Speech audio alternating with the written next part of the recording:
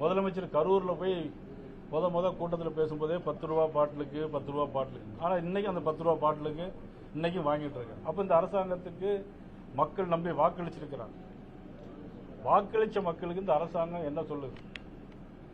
சரி, ஒரு முதலமைச்சர் எதிர்கட்சி தலைவர்கள் சொல்ற கருத்தை அது மறுத்து சொல்லலாம்.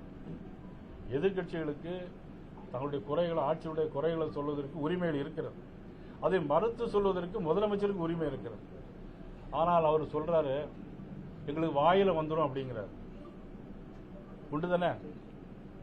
ஒரு முதலமைச்சர் வாயில வரும்னா வாயில எது வரும் தெரியல.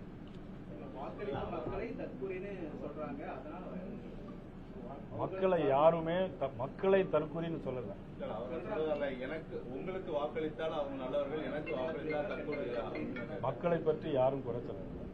எவர் எப்படி சொன்னாலும் ஒரு முதலமைச்சர் பொறுப்போடு உணர்ந்து கொள்ள வேண்டும். நீங்க சொல்றது எது வேணாலும் சொல்லலாம். ஒரு முதலமைச்சர் வாயில வரும் அப்படிங்கிறத ஒரு தமிழ்நாட்டு மக்கள் அதனுடைய கொச்சைப்படுத்தியான வார்த்தை அது. இனிமேல் முதலமைச்சர் அதை தவிர்த்துக் கொள்ள வேண்டும்.